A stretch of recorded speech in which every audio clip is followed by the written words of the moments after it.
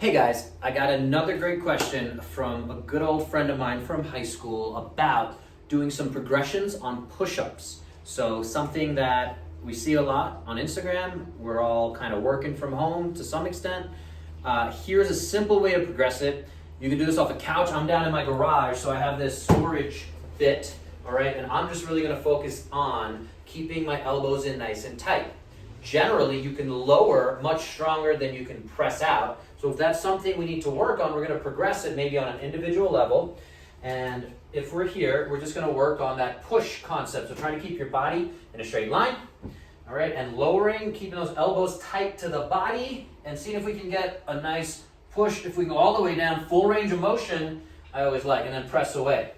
All right, we can obviously lower that. You can do this off of a couch. I actually really like to do it off the back of the car. It's a really good progression also for single hand kind of work. If you're doing that, just obviously watch your feet. But if you're doing single arm push-up progressions, that elevated version is gonna help. If you have a rack like this, you can use the barbell here, and you can lower it if you have a good setup and work on something nice and strong here. Same concept, working on pushing down, pressing out. If you don't have the strength, again, to come out of that bottom, work on the lower, nice and controlled, elbows tight to the body, then use your feet to get back up. And we're just gonna work on that lowering until we can get better at pushing away.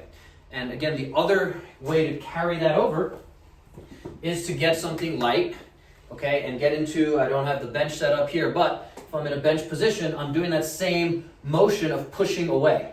Okay, if I'm laying on my back. You do a floor press. Here, maybe I can lay here.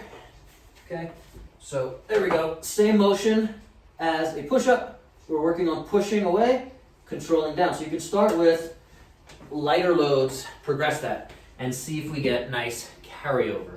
All right?